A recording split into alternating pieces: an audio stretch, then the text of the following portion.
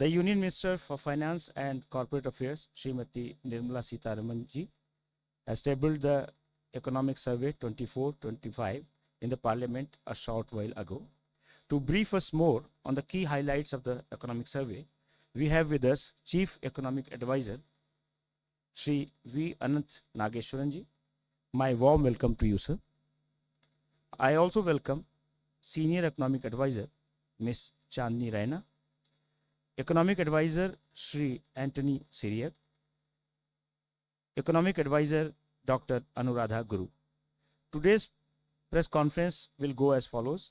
First, the Chief Economic Advisor will give a presentation on the key narratives from the Economic Survey 24-25, followed by question and answer session.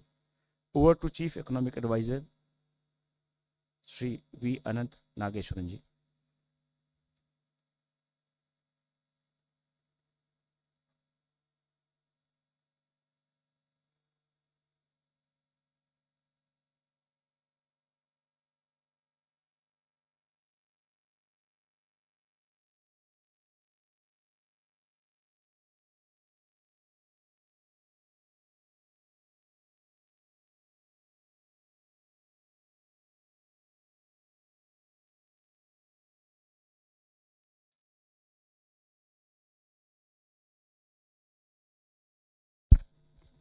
Thank you and good afternoon, everybody.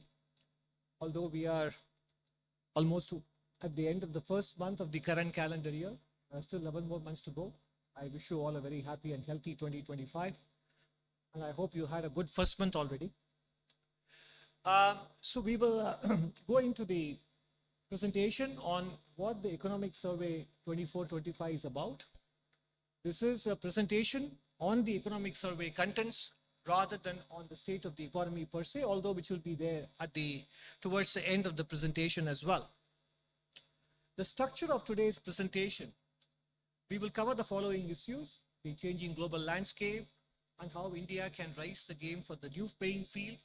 And in that segment, we will cover 4 areas, as you can see here: reform through deregulation, augmenting internal capacities for growth, the private sector's role in nation building, the energy transition the Indian way, state of the economy regaining momentum, and the growth outlook for FY26. The changing global landscape, we did cover that in the last survey as well. 2024 was the year of elections across the world. And most of us know that both qualitatively and in terms of quantitative dimensions, the world that existed between 1980 and you can choose the end point. Some people would say 2008 or 2012, 16, etc. Roughly about 3 decades was the peak of globalization, hyper-globalization. As you can see in the statistics here, global exports went from 15% plus to 25%. Global FDI flows went from 0.5% of GDP to 3.75% of GDP. Global GDP itself rose 6 times in current prices. Extreme poverty came down because of faster growth in China and India. Internet penetration went from almost nothing to 23% as a share of world population.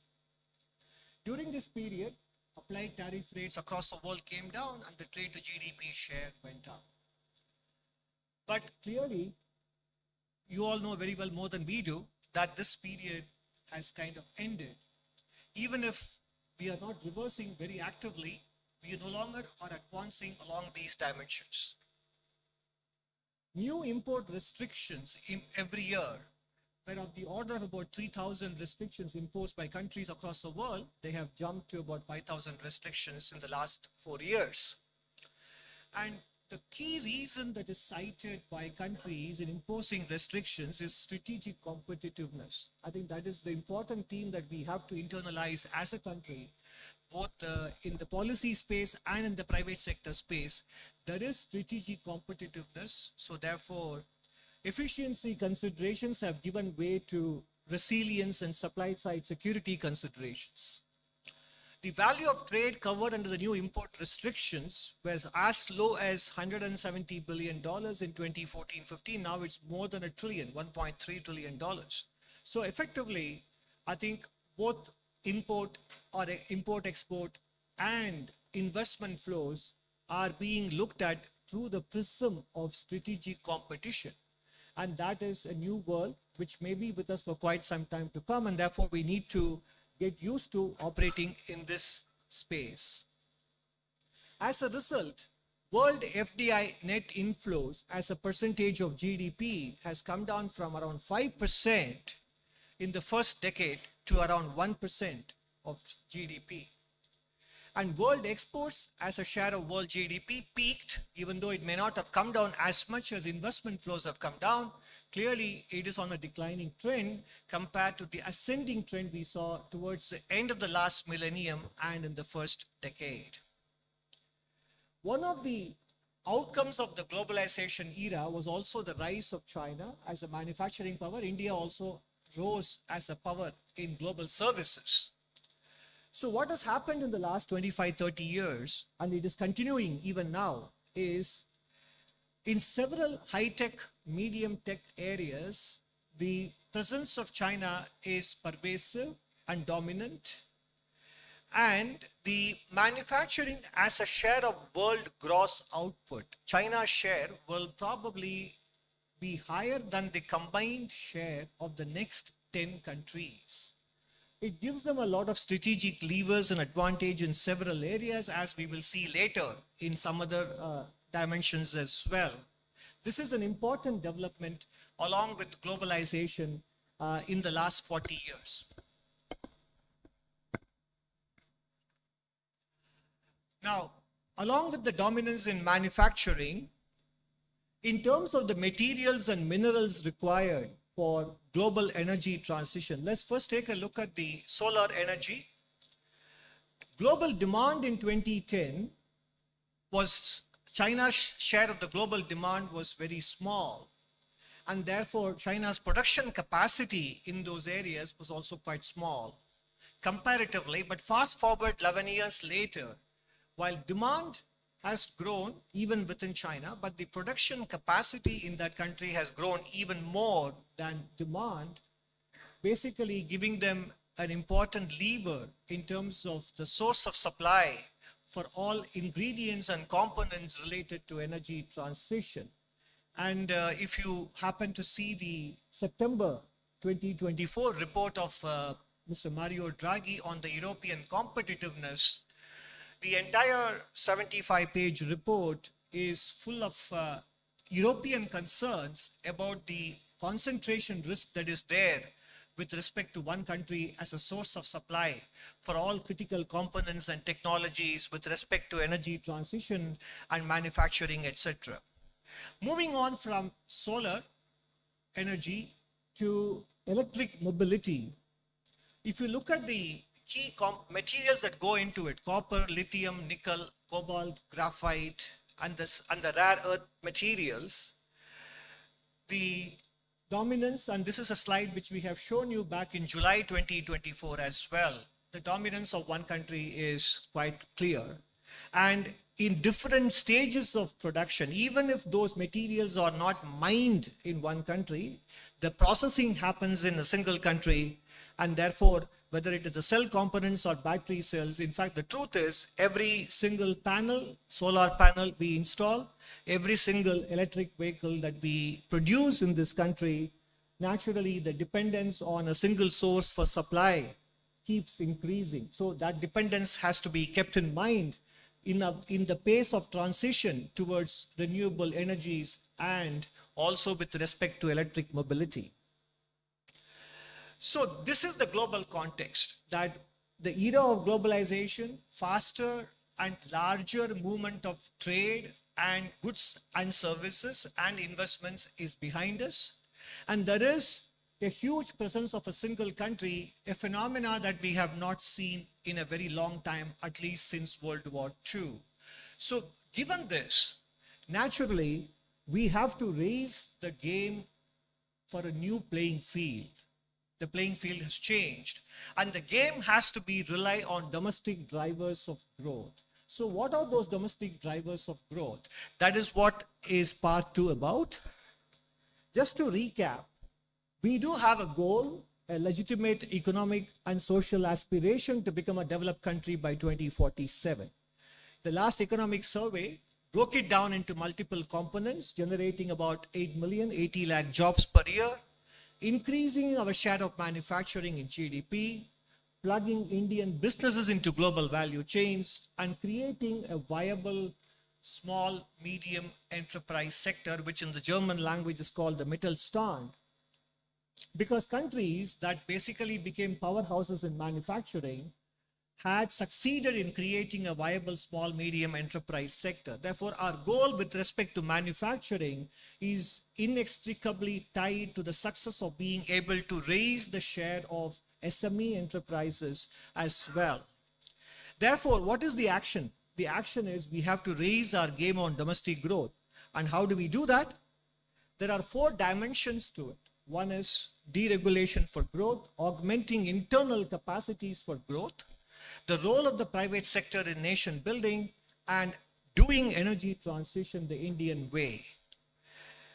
First, we start with the deregulation for growth. Now, when we talk of deregulation, it is not even big ticket deregulation or dismantling of the licensing era, which happened in 1991 and pursued by governments over the last 30 plus years. We are talking about the nuts and bolts or the plumbing of deregulation, which particularly affect enterprises, be they in services or be they in manufacturing, which affect them in terms of the time and the resource bandwidth that they have.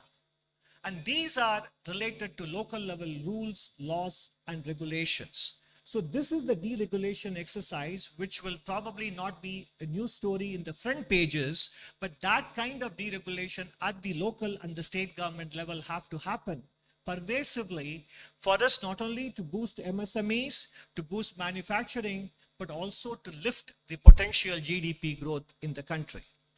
And this applies in the areas of labor and even in the education sector as well. We'll share with you a few examples. These are the areas where I think the regulations that are there today affect the day-to-day activities of businesses that don't have the kind of bandwidth which large enterprises have.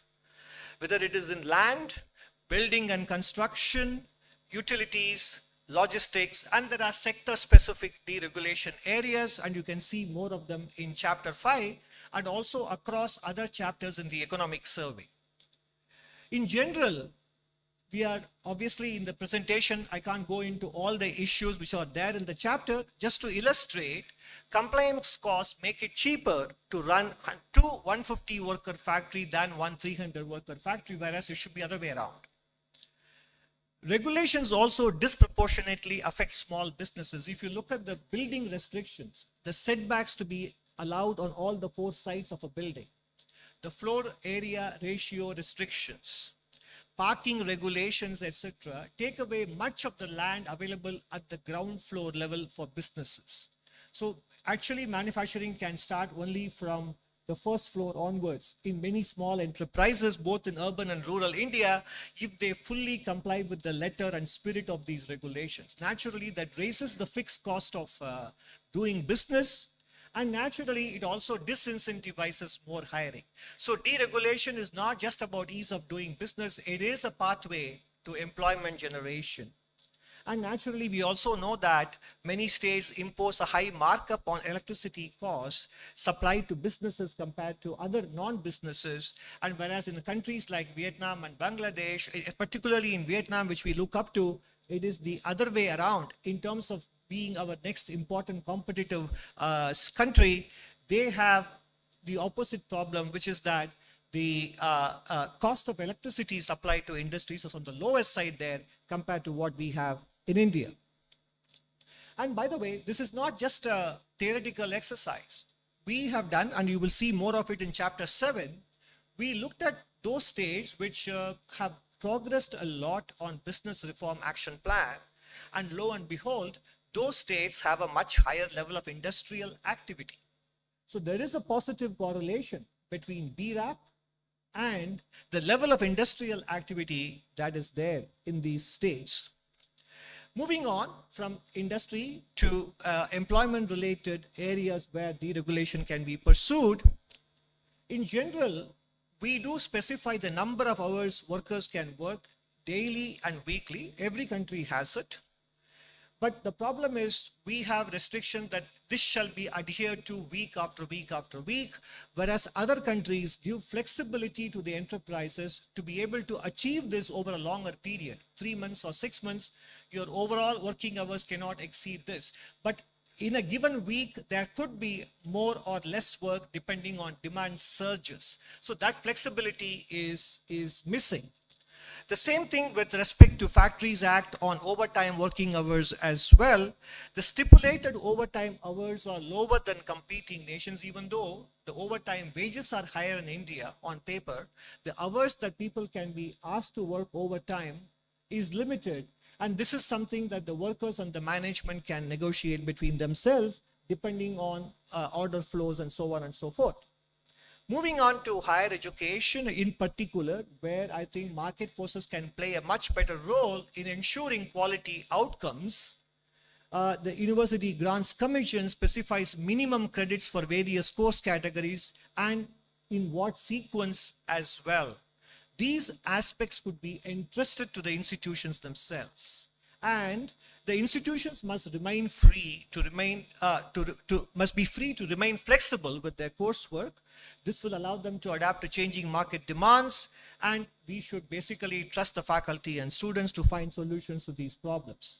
These are all areas where we don't have to micromanage, and that is something this is just examples of deregulation we can undertake in industry, employment, and education. Moving on to part B of domestic drivers of growth, this is to continue to do the work we have been doing in the last 10 years on augmenting internal capacities for growth.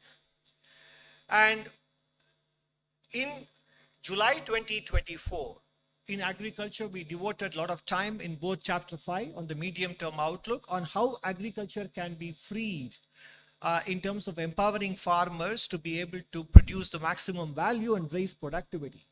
And we deliberately call it the sector of the future because there is enough scope to raise the contribution of agriculture by 0.75% to 1% in terms of GDP growth by empowering farmers, as we wrote in the last July survey. And there are examples which we have cited in this survey as well from different states, and also both in terms of land pooling and also in terms of irrigation potential, which we have done quite well in the last 8 years. The area under micro irrigation has gone up by 3 times, and that can actually be an important factor. So bringing more area under irrigation, land pooling, and giving farmers the freedom to sell wherever, whenever, to whomsoever, at whatever prices, while undertaking different intervention mechanisms to take care of the demand side. That is the right combination that can unlock up to 1% of incremental growth from the agriculture sector. And given our size and given the impact climate change will have on some other nations in Africa and Asia, this will also give India a huge diplomatic and strategic leverage if we are able to become the breadbasket for many countries around the world. So this sector is not something that countries do well in their early stage of development, but given the change in globalization and given climate change, this sector can be a sector for the future as well. And as you see here on the left side, allied sectors in agriculture have been able to grow at much faster rate than the mainstream crops and food grains. So therein lies the clue as to what are all the elements from those areas which can be applied to traditional crop areas that will lift the overall growth rate of the agriculture sector. In terms of infrastructure development, we have done quite well in the last 10 years in particular, whether in terms of introducing new trains, new airports. We're contributing to reduced turnaround time in ports, coming down from 48 hours to 30 hours in the last couple of years, and capacity additions in the power sector, falling data cost, and expansion in telecom infrastructure. These are some of the illustrations we have picked up for highlighting here, but there are more details in chapter 6. We also, last time itself, we wrote about the turnaround logistics costs also have come down in the country, and turnaround time in toll booths, etc., and road transport are all contributing to higher production and distribution efficiency in the country. Particularly with respect to the urban India, cities declared open defecation free have gone from 15% to saturation coverage, and household latrines constructed, public toilets constructed, and waste processed as a percentage of waste generated. There is tangible and substantial progress in many of these dimensions. On the right side, what you see is that PM Awas Yojana urban and also Amrut in terms of water coverage, 70% tap water and 62% sewage coverage, and also the expansion of metro rail system. The reason we put it up here is that public transportation has to play a much bigger role in our energy transition and energy demand going forward, much more than in fact private mobility solutions, including e-mobility. Public transportation holds the key, and that is why not only we have 1,000 kilometers operational, we have equally another 1,000 kilometers that are underway. So this will, if we can integrate the public transportation network, our carbon emissions and also cleaner air and road congestion, all these dimensions will be addressed by utilizing public transportation infrastructure more efficiently. In terms of rural economy, the Swachh Bharat mission, 11.8 crore toilets in villages. Mission Amrit Sarovar, again, if you look at the chapter on in agriculture and in industry, we talk about the importance of rejuvenating water bodies in contributing to the entire community development rather than purely providing water sufficiency. The National Health Mission, Sansad Adarsh Gram Yojana, empowering members of parliament to adopt villages and contributing to village development. Jal Jeevan Mission, 12.2 crore households provided, and Pradhan Mantri Awas Yojana Grameen, 2.7 crore houses completed. Now, in terms of infrastructure, it is not enough to talk only about the physical infrastructure. We have done quite well with respect to at the general government level, not just the union government. The overall expenditure has gone up from 10.4 lakh crores across the country between center and states to 25.7 lakh crores on social services, primarily health, education, etc. And this is a growth rate of more than this is the multiple of about 2.5 times in the last 7 years. And in terms of the building blocks for better education, the foundational literacy and numeracy, central and state government initiatives are covered. One is the Nipun Bharat initiative, the mission to ensure that every child attains foundational literacy and numeracy by the end of grade 3 by 2026. Some of the specific examples are also covered in the economic survey. Initiatives and interventions in states like Bihar and Gujarat are also given adequate coverage in chapter 11 of the economic survey. Apart from that, we also highlighted several private sector not-for-profit initiatives in these dimensions, whether with respect to learning or social and emotional learning, which are not typically covered in classroom textbook learning. All the private sector initiatives or not-for-profit initiatives that can be replicated and scaled up, and specific state level initiatives that are working well, which can also be considered as possible models to be adopted elsewhere. We have covered them in great detail in chapter 11. The good news is that the proof of the pudding is there in the data. The latest annual State of Education report for 2024, which Pratham brought out a couple of days ago, the proportion of standard 3 children in government schools who can read up to standard 2 has gone up from 16.3% to 23.4%. And in middle school, major improvements in basic reading and arithmetic seen in all grades, and the progress at the high school level, more than 75% can do basic digital tasks. And the same report also covers the availability of infrastructure that facilitates learning in the classroom in terms of midday meal being served, drinking water availability, usable toilets, and usable toilets for girls in particular as well. In all these areas, in the last 6 years, there has been noticeable improvement as well. Skilling initiatives found a prominent place in the last budget presented in July. And many of these initiatives, in fact, it looks as if I have to give you a specific glossary for this slide alone in terms of the number of abbreviations that are being used here. CTS stands for Craftsman Training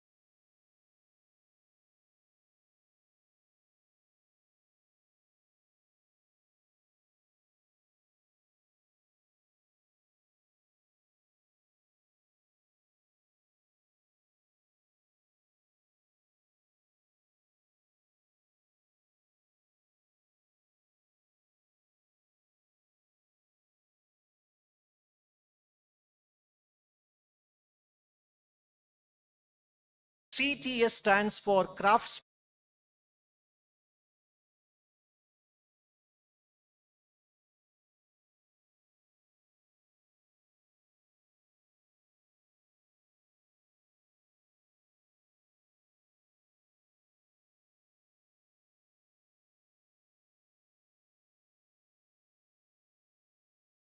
Important lever or important ingredient of manufacturing.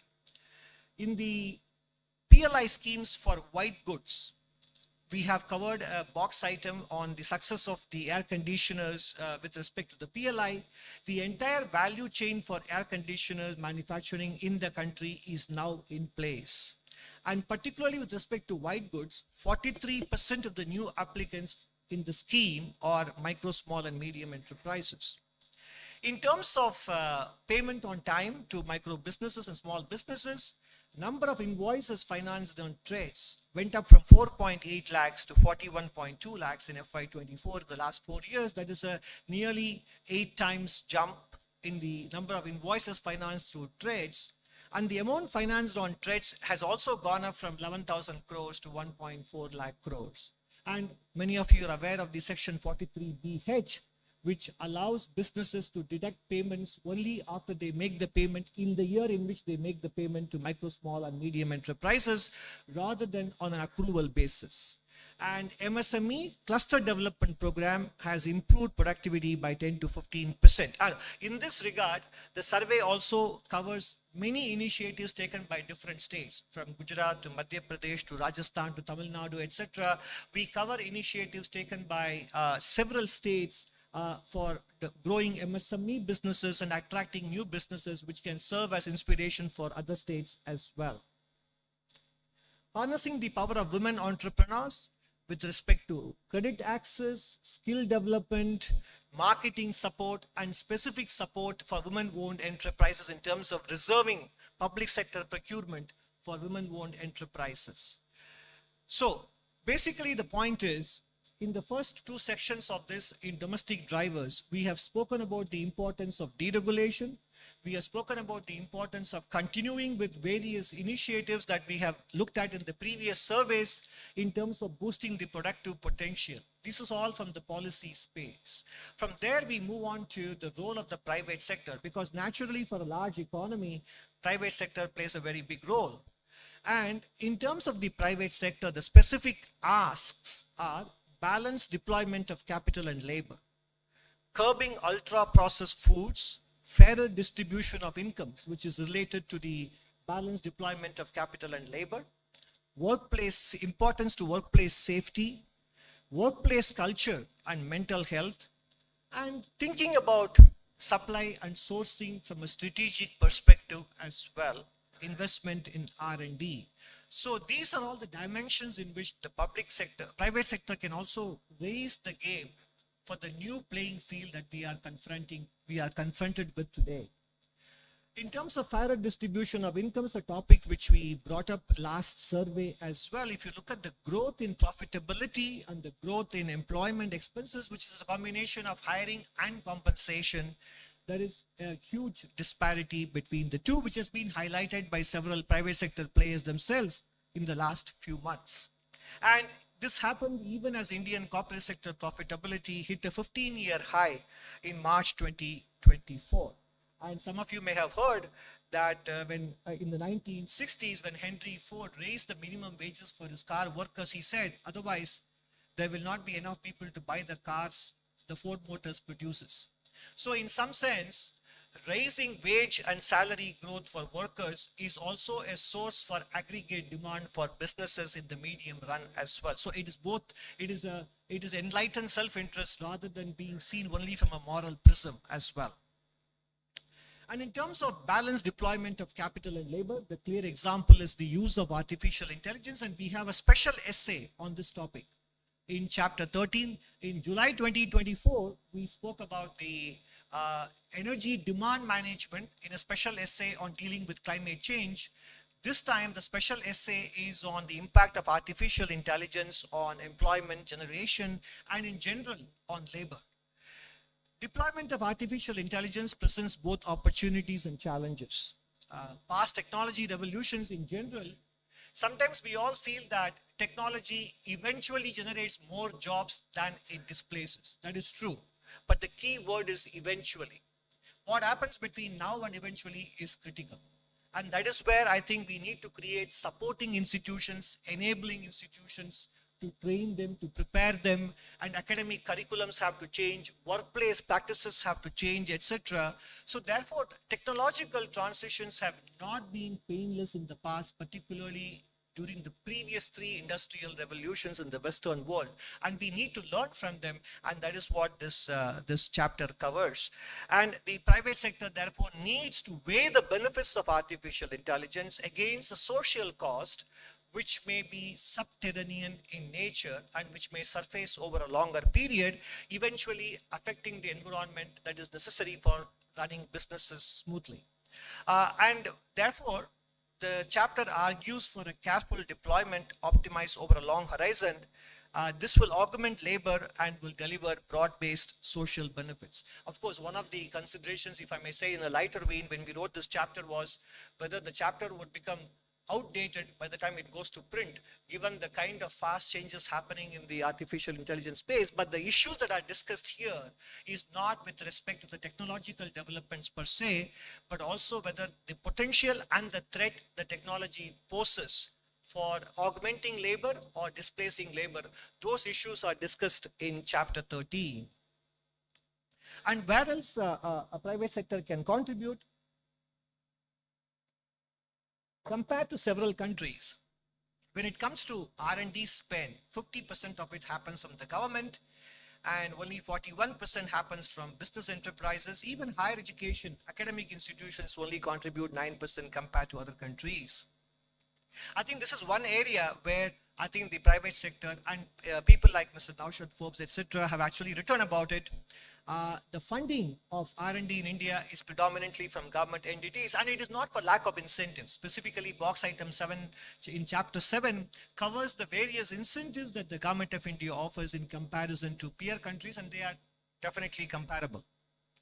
And R&D in India is primarily driven by business enterprises in many other economies. And whatever R&D happens in the private sector in India is not only low, but is also sectorally concentrated. And that is one area of improvement.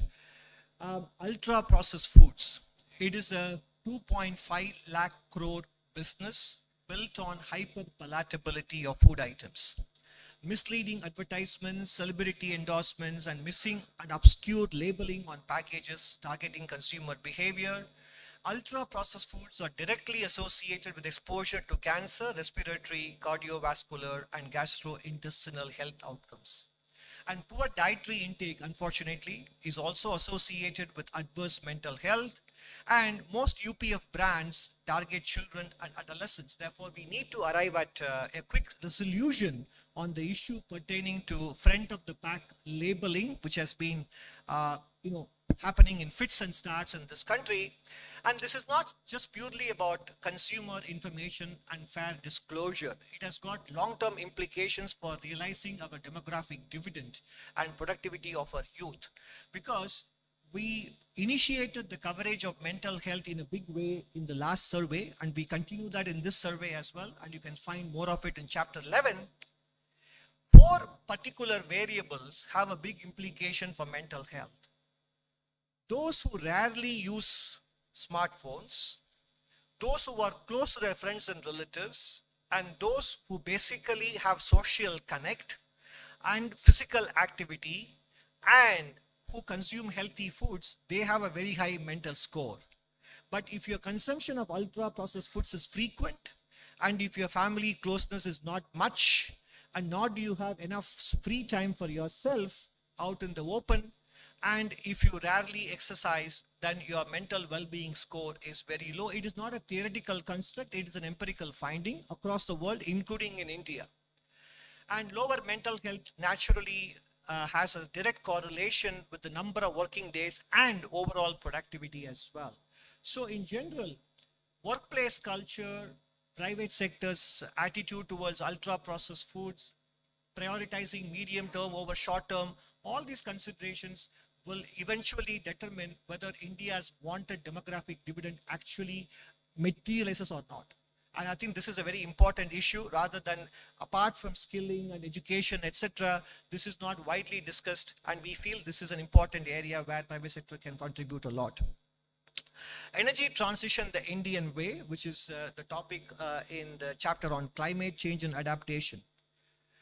A well-known French economist, Jean Pisani-Ferry, in the context of Europe, wrote that there is an impossible trinity of net zero.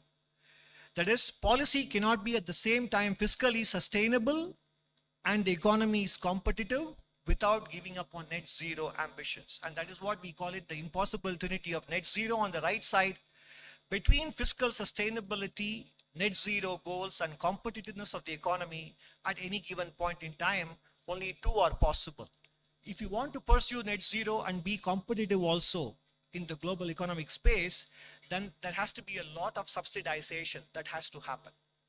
If you want to be fiscally sustainable, on the other hand, and also be economically competitive, Europe is realizing that net zero goals will become that much more challenging to pursue. Again, the Mario Draghi report on competitiveness has a lot to say on this with respect to Europe, and it applies to developing countries like ours as well.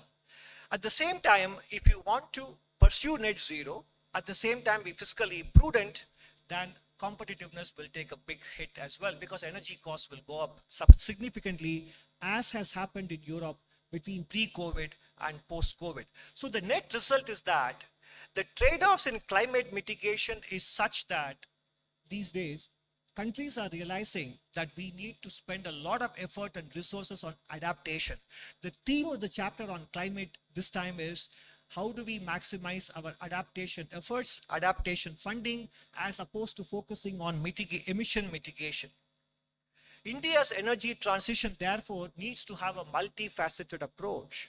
It cannot be only about renewable energy, and renewable should be expanded to include transition fuels like natural gas and also, more importantly, nuclear power as well. And coal will continue to remain the mainstay even as we are making far better progress than many other countries on nationally determined contributions. In fact, India's use of coal has not come in the way of India making much better progress on NDCs compared to Western nations. These considerations are discussed in great detail in the chapter on climate and also in chapter 5 as well. In terms of financing, much of the flows today are concentrated on emission mitigation, but critically important given the fact that the greenhouse gases already in the atmosphere will anyway cause global warming and damage to countries' environment. Countries need to generate more adaptation financing. In fact, the Nobel laureate Thomas Schelling very clearly said, if per capita income growth in the next 40 years compares with the 40 years just before that, vulnerability to climate change should diminish and the resources available for adaptation should be greater. I say this not to minimize concern about climate change, but to anticipate whether developing countries should make sacrifices in their development to minimize the emission of gases that may change the climate to their disadvantage. Their best defense against climate change may be their own continued development. Basically, the point is economic growth and development generates the resources to be able to deal with energy transition and climate change. And therefore, if we have to continue to grow while making energy transition, prioritization should be on adaptation. And apart from the strategic considerations I mentioned earlier in terms of ensuring that we are not affected by the single source concentration risk that many countries, including India, are exposed to. And as we wrote in the last economic survey in chapter 13, the power of collective action, small changes, big impact, has to be also kept in mind. The lifestyle for environment movement, small individual actions, impact of lifestyle changes. A 13% change in global population behavior can reduce carbon emissions. For example, having the thermostat at 26 degrees or 27 degrees and having a small fan circulation will keep the room cool than keeping the thermostat at 20 degrees in summer, for example. Food waste reduction. Finishing food on a plate can save 90 kilograms of food waste per person annually, cutting down carbon emission and food loss. Carpooling and public transportation, which I alluded to earlier, can cut down transport sector emissions. Carpooling can save 380 million liters of fuel daily in India by reducing nearly 8 lakh rides per day. And public transportation, in terms of integrated solutions, is much better than focusing on tailpipe emissions through e-mobility, which also has a strategic angle to it. Recycling power. Recycling 1 ton of newspaper can prevent 25,000 liters of water wastage, contributing to more efficient resource use. Finally, we come to the state of the economy, which is the current. The economy grew 6% in the first half, and second half, it is poised to do better. Growth remains close to decadal averages, especially if you look at agricultural sector, gross value added, industry, they all have grown better than the average over the entire period between FY15 and FY24 in FY25. Services sector is almost there, but overall the point is that the pandemic effects have completely now been erased from the trend growth estimates. And you can see that in the different components of expenditure-based GDP, gross fixed capital formation has improved from 28.2% to more than 30%. And consumption share, private consumption share has gone up from 58.7% to 61.8%. And government expenditure has come down, in fact, from 10.8 to 10.3% compared to FY18. And export share also has gone up from 18.8 in FY18 to an estimated 21.5% in FY25. So basically, compared to the pre-pandemic shares of GDP, there is a good contribution or a better contribution coming from exports and gross fixed capital formation and private consumption as well. And this is what I mentioned in the previous slide. If you look at the overall GVA, on the top left, it has caught up with the trend growth, pre-pandemic trend. Agriculture has been above pre-pandemic trend, partly because of the growth in allied services, which I showed you earlier, which is a high single-digit growth rates. And industry has now just popped its head above the pre-pandemic trend, bottom left. And with respect to the overall services sector, again, we have caught up with the pre-pandemic trend as well. Inflationary pressures have come down, barring a few items. If you look at the left side, you see the core inflation, core food, consumer food price index, overall core inflation, and the CPI inflation. Core inflation is below 4%. Overall inflation is 5.2%, and the food price inflation index is close to about 8%. But if you remove specific items, then you can see that overall inflation trends are very subdued, and that is what the right side chart confirms for us. Headline inflation is 5%, but excluding tomatoes, onions, and potatoes is about 4%. Excluding pulse and vegetables is below 4% as well. In terms of export growth, while the headline numbers in merchandise exports may appear subdued, if you strip out petroleum and gems and jewelry, the growth is close to 10% between FY24 and FY25 in the first 8 months of the current financial year. And services sector in general have continued to grow in terms of the surpluses, and in the first half of the first 9 months of April to December 2023 and 2024, there has been a bigger surplus on the services trade as well. Naturally, all of this resulting in a balance of payments, which is very comfortable. Around 1% of GDP is the current account deficit. And therefore, financing this current account deficit has been not a problem, despite successful and profitable exits by many businesses in the last 2 years. Even as the gross inflows are improving, the repatriations on account of profitable exits or transfer of ownership from direct to portfolio investors hasn't posed a problem for the current account because of the subdued oil prices, strong private transfers, and good export performance in the services sector, contributing to a current account deficit which is just around 1% of GDP. The growth outlook for FY26, we projected 6.5% to 7% for FY25, and this time we are projecting a growth outlook between 6.3 and 6.8% for FY26, which is in line with the projections made by many international organizations as well.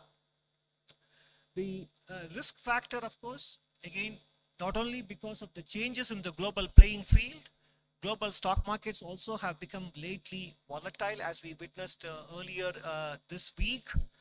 And we have an interesting box item in chapter 2 looking at the correlation between S&P 500 and the Nifty indices. Whenever in the last 24 years since the millennium began, whenever the S&P 500 corrected, what was the impact on Indian stocks and vice versa. So that is a factor that we need to keep in mind, because the massive growth in retail participation in the Indian stock market is definitely a good thing.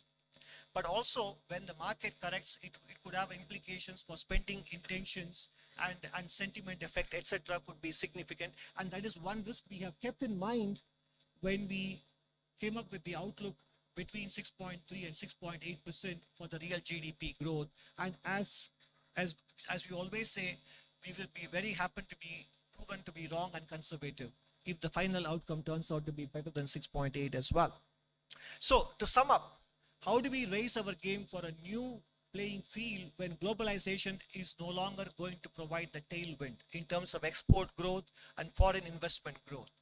We need to deregulate to make it easier for small and medium enterprises to grow. Deregulation is about removing the fear of growth in micro, medium, and small enterprises. And this is about the plumbing and the nuts and bolts of deregulation, which are primarily there in the state and local government space. We have to continue to augment internal capacities for growth. Particularly, agriculture sector has a potential to contribute up to 1% to GDP growth. Private sector can do its part in terms of lifting the spending on R&D, in terms of striking a better balance between capital and labor share in their businesses, in terms of marketing of ultra processed foods, and taking mental health seriously as well. With respect to energy transition, considerations of financing, considerations of supply chain concentration risk, etc., means that we need to focus on public transportation and adaptation as an important strategy rather than emission mitigation, in relatively speaking. Business as usual across all sectors, academia, private sector, governments, etc., business as usual carries the risk of growth stagnation. Thank you very much.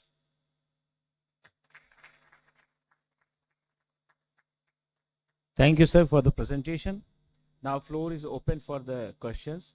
So, starting with 127. Please introduce yourself and your organization's name, and then mic at 127.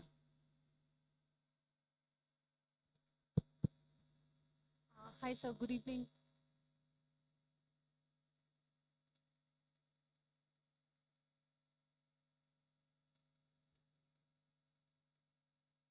Hi, sir. Good evening. Ruchi Bhatia. This is Ruchi Bhatia from Bloomberg News. Your economic survey, sir, did make a case for deregulation and asking states to really get out of the way so that businesses can do better.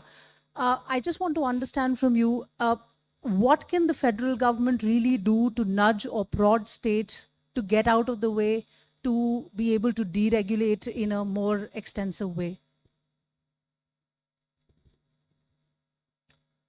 I think more than the federal government nudging them, the successes of states that have done deregulation more than others, which is what the chart on the progress in Business Reform Action Plan, BRAP, and level of industrial activity, that should in and of itself be a sufficient motivation. 4.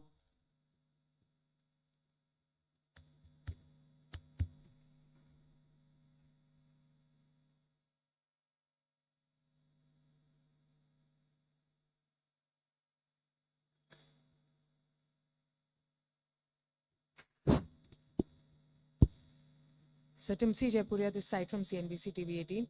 Sir, your survey did mention about employment. It also warned about AI taking away a lot of roles, but also said that employment at the level when it comes to the private sector, a lot of working hours need to be managed. At factory level also, working hours need to be regulated. There should be a flexible working hours to be given to the employees. What is it that the government has in its mind for the private sector on employment, be it generation of employment, be it the working hours, or as you made a case for salaries, wages to be enhanced? You gave a very clear example of Force Motor saying that if salaries increase, only then people can buy the cars that Force Motors is manufacturing. So given all of this, what is your view or what government can do on the employment side?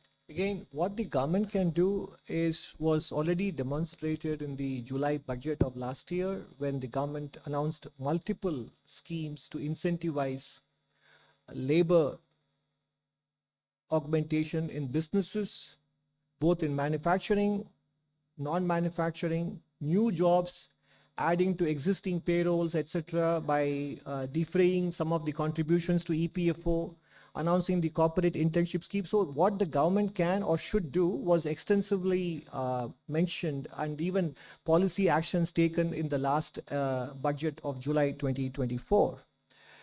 And of course, the government can continue to take policy actions as it has been doing with respect to PLI schemes on labor-intensive sectors. And also in terms of the deregulation action, that is the government's, not just the union government, but the state governments and local governments' contribution to employment generation, is by reducing the fixed cost of doing business so that firms can raise the variable cost by hiring more people. Beyond that, I think not everything needs a policy tweak or a policy intervention. Some of it is in the natural self-interest of businesses to be able to find this balance. And that is why I gave the example of Mr. Henry Ford. I'll just ask my colleague Anuradha, do you have anything to add? No. Two. Dr. Nageswaran Karishma, this side from Business Today. The previous economic survey had mentioned about the China Plus One strategy and how India could draw dual benefit out of it. But this one does not explicitly mention it. Does this indicate a change of stance of the government, or the strategy is still a part of it? There is nothing.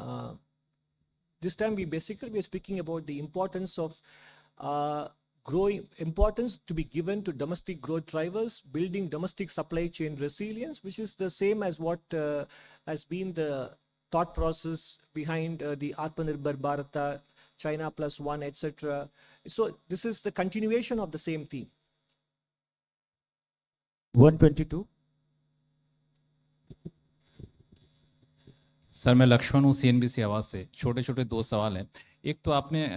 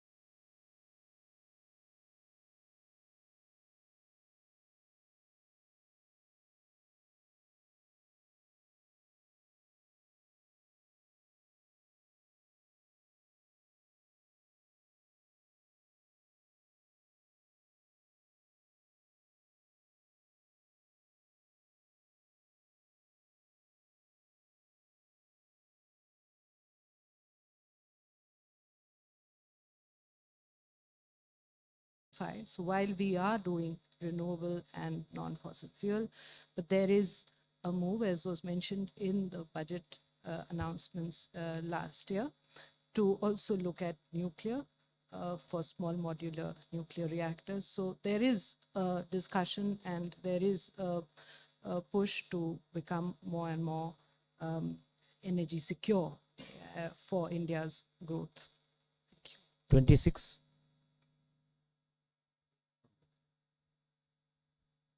Sir, Rishabh Bhatnagar with NDTV Profit.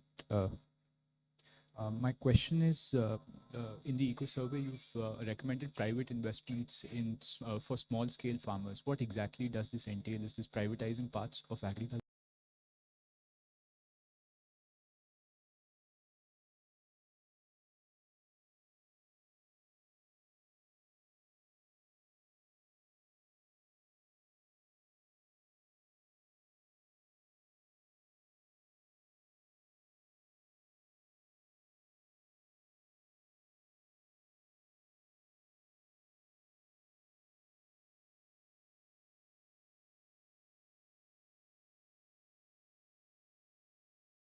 See how much has been the credit flow to the bit here, which said that it's actually enhanced substantially. Also, from money lenders, the traditional means of financing their investments towards institutional lending, and that has in fact from 90% that used to actually go to money lenders for their resources, it's down to less than 30%, which is much less than 30%, which is an indication that the institutional investing through, and the farmers are accessing that. In addition, for working capital requirement, the Kisan Credit Scheme card, the Kisan Credit Cards have worked very well to enhance that the availability of financial resources for them to manage their working capital requirements. In the long run, the private sector, as in the corporate private sector, will also need to invest, because that is where the resources for capital investments will that are required for agriculture will come in. On the issue of CBAM, so this is, CBAM is a border, it's a carbon border adjustment mechanism, as it's called. And it's a levy that would face countries that have emissions in their products, embodied emissions, greater than a certain factor. It is in a way, it's a non-trade tariff measure. It's a non-tariff barrier, and it does not take into account the fact that countries like India, we are at a different level of development. So there is clearly, and we see this as a means to a protectionist means to protect the European industry, and more than just the stated goal of reducing carbon emissions, because the end result, and there are discussions on that, and there is that it would only shift the carbon emissions from, at the moment they are consuming, because they are basically importing much of steel, let's say, but by this measure, they protect their own domestic industry, and the emissions will happen within their countries. So how much is going to be really stopped in terms of carbon emissions? There are a number of studies, and an UNCTAD report brings out the fact that there's not going to be much gained through that. So clearly a measure to protect their own industry. Thank you. 11. Hello, sir. This is Surbhi from Business Today. So, the survey has spoken about the rupee and how the dollar has gained strength over the last few years, and the rupee has still performed well, depreciating 2.9%. So do you see further depreciation of the rupee? Because a lot of analysts are speaking about, rupee touching 87 or 89, and how do you see it impacting the economy? Thank you. I think it's this foreign exchange management related question is better posed to the central bank, and unfortunately they're not here. I think the recent actions taken by the central bank either with respect to the rupee or with respect to domestic liquidity or the right steps in the right direction. And I don't want to add anything more than that. 46.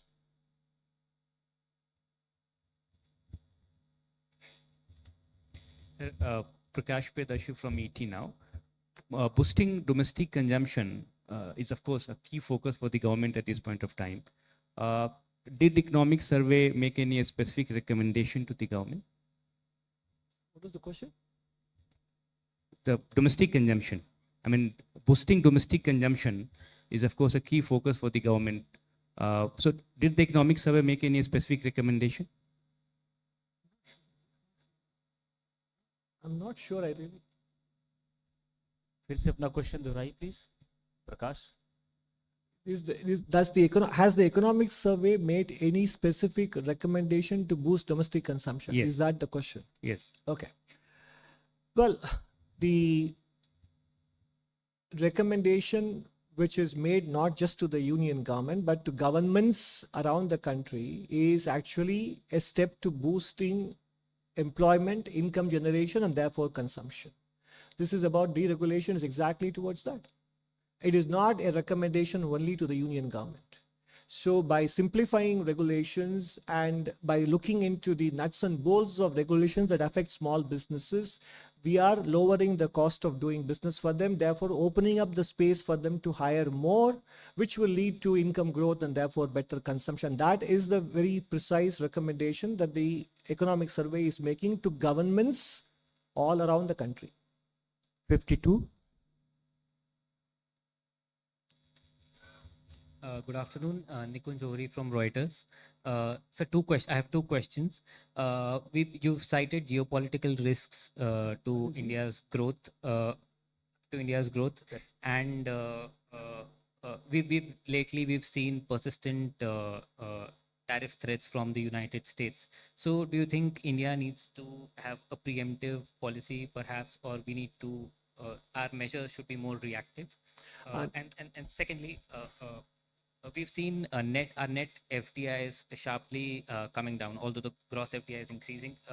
There is a higher repatriation, as your presentation also stated. But the net FDI is sharply down. What do you think needs to be done to attract more FDI? The last year's survey suggested that India should open its door for Chinese investments. Lately, we've also seen de-escalation and direct resumption of direct flights. So do you think the time is right now to lift the investment restrictions that we have on China?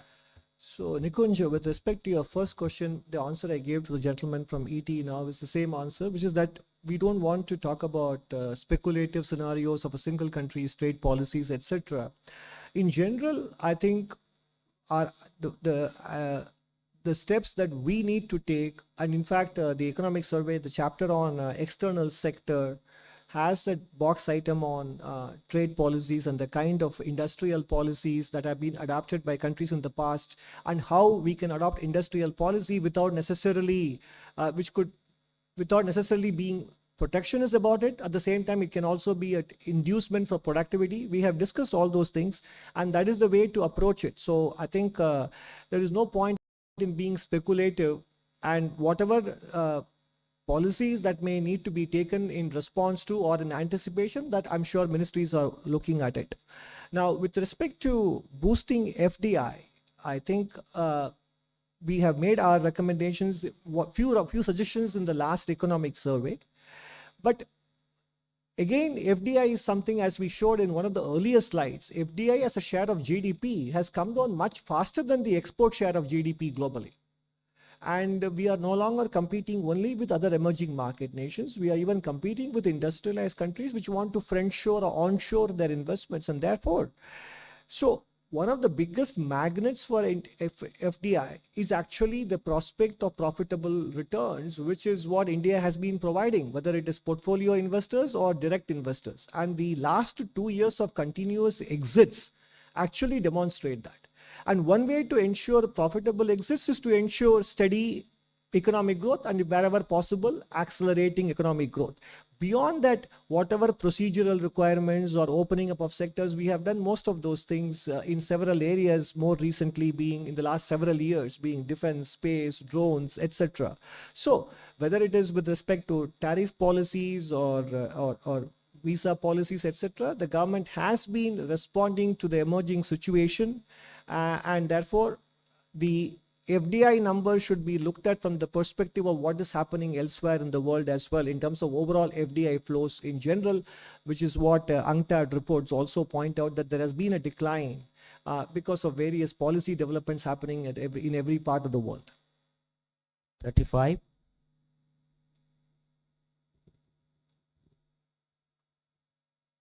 Hello, sir. Ruchika from Business Standard. My question is with regard to your comments on AI. You've said that private companies should take into account social costs when deploying AI. And the survey also says that if companies do not optimize the introduction of AI over a long horizon and handle it with sensitivity, there's the demand for policy intervention and the demand on fiscal resources to compensate will be irresistible. So is there a case of taxing companies if they replace labor with AI? No, I'm not getting into specifics because we have not reached that point.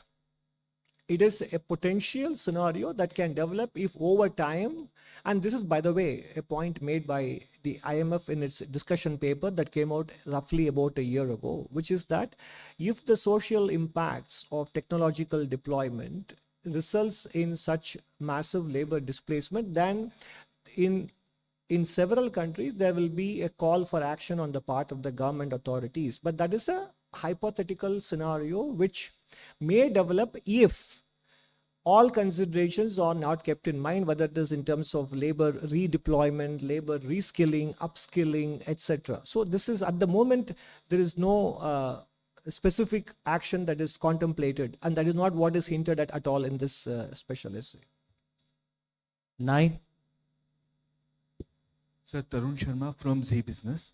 Sir मेरे दो सवाल हैं। पहला कि क्या अभी भी आपको लगता है जिस तरीके से फूड इन्फ्लेशन है वो एक मेजर कंसर्न है? आपने अपनी रिपोर्ट में कहा है कि जो फूड सब्सिडी है वो 0.5% से पिछले साल से बढ़ी है। दूसरा सर, क्रूड को लेकर आपका क्या आउटलुक है? क्या जो आपने 6.3 6.8 का जो ग्रोथ रेट लिया है उसमें क्रूड का आउटलुक क्या रहेगा?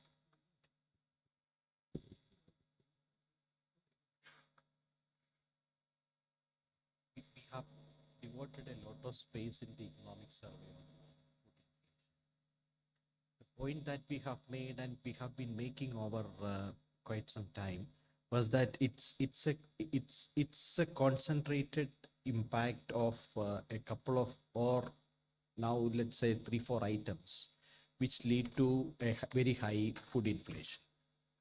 Food inflation is 8% now, and if we remove these 4-5 items, it becomes close to the target. So why does that happen is quite commonplace knowledge. It happens because when there are climatic disruptions which are increasing, which we have shown in the chapter, there are crop losses, and naturally that leads to a seasonal spike in food inflation. So it's a question of management of the season. It's not a perennial annual concern. So we'll take last two questions. 121. 121.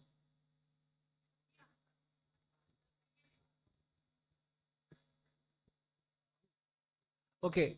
No, we don't make any assumptions on the crude oil price outlook. And we don't project inflation. Our projection is for real GDP growth. I think if at all you want to interpret the number, we are not expecting at this point a major upside risk to the crude oil prices. And that is not something we explicitly model or forecast when we develop an estimate for real GDP growth. 10. Sir. इनको दीजिए 10 पे। Siddharth from Informist. आपके बाद, इनके बाद आप। Just an extension to Tarun's question first. Last year, the survey had said that monetary policy should not focus too much on food inflation. Now this survey has spoken a lot more about expanding production output to lower prices, to ease supply. Does that reflect a change in thinking of you or the finance ministry in terms of how monetary policy should look at food inflation? And second, the survey has called for a tripartite compact between the government, private sector, and academics in distributing the gains from AI. From what you've seen in US, Europe, East Asia, the role of the government has mostly been about giving billions of dollars of subsidies. Is that what the Indian government's role too is expected to be when it comes to setting up, let's say, fabs and just generally in the AI sector? Thanks. No, with respect to with respect to the role that monetary policy played and on food inflation, etc., we have discussed it in the last survey. That issue was discussed and it is closed, and we are not making any observations on this at this point. Now, the comment about setting up fabs and etc., how does this relate to this question that you're talking about? I don't clearly understand the connection, inferences or the linkages you are making here. Yeah, right.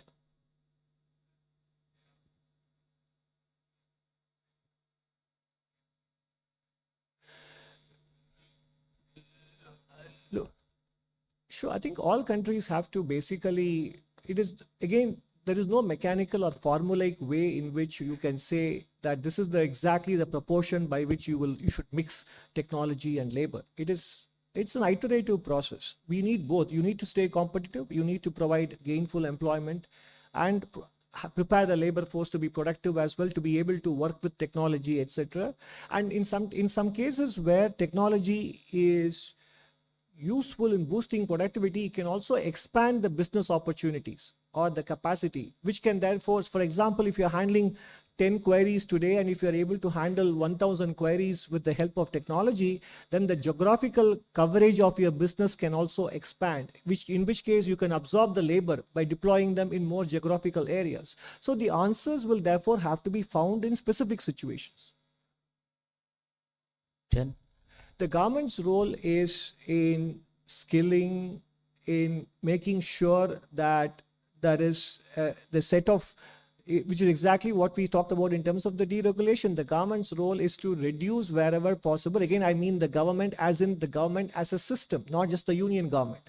Is the union, state governments, local governments, in being able to reduce the cost of doing business otherwise, such that when the fixed costs go down, they can. That is the government's role in making it easier for businesses to be able to hire labor, to retain them, to remove the fear of growth in micro, small and medium enterprises. Sir, मैं राजीव हूँ दैनिक जागरण से। मेरे दो सवाल हैं sir. पहला सवाल है कि करंट फाइनेंशियल ईयर में भी हमारा जो ग्रोथ रेट है वो 6.4 रहने का अनुमान है, और 25-26 पे भी आपने 6.3 to 6.8% का अनुमान रखा है।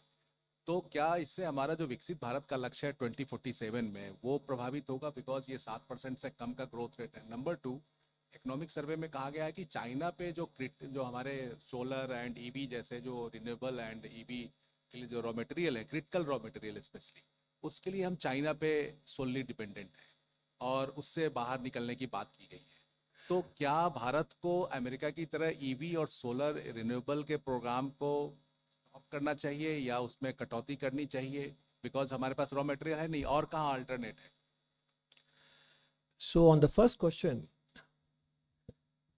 if you look at a global real economic activity index, it's available publicly. You just have to search on the internet for global real economic activity index. It is maintained by the Federal Reserve Bank of Dallas.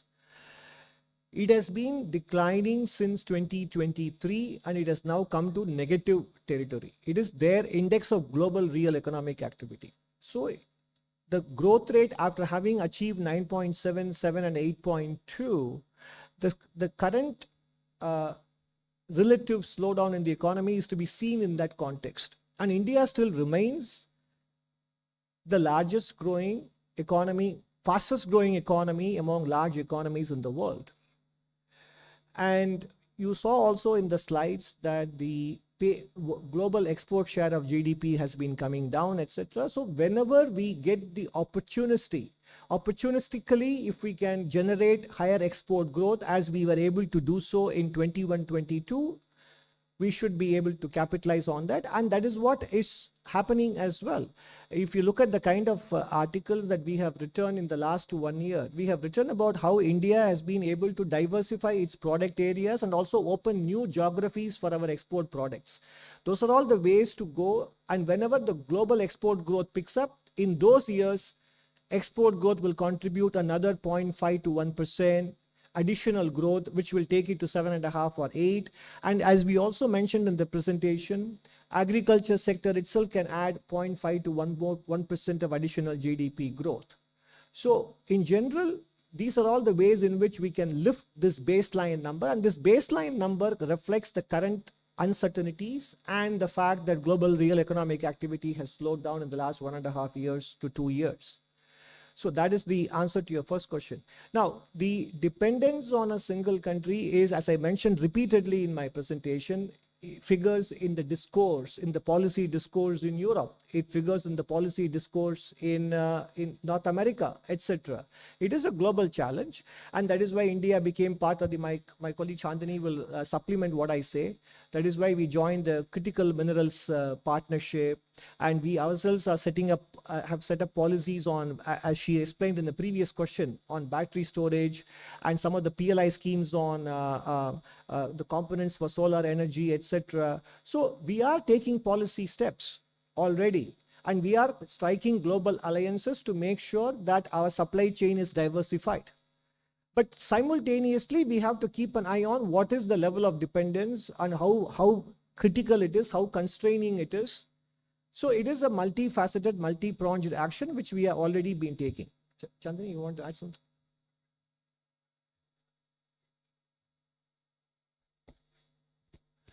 Viksit Bharat growth rate in respect of the nominal GDP growth in dollar terms that is required is around 10%. And I think it is not something that is achieved on an average, on a year after year after year. There will be years when we will achieve more than that, and there will be years when we will achieve lower than that, depending on the global scenarios. So it is not something that is a mechanical number that is applied exactly identically year after year. Global conditions will influence it in some years positively, in some years negatively, and we have to be prepared to take advantage of it in those conducive years, while maintaining a certain minimum level of growth in those years when conditions are not favorable. Okay, sir. Thank you. Thank you very much.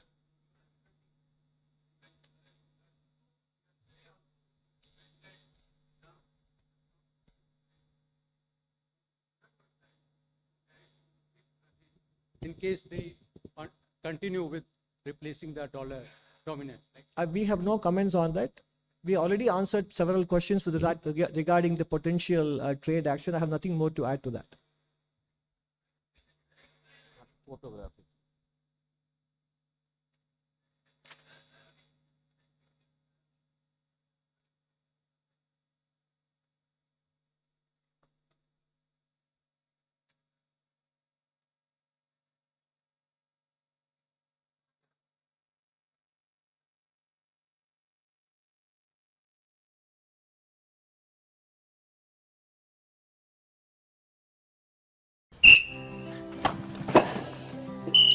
भाई शर्मा नई गाड़ी लेके आए। अच्छा, चला देखते फिर।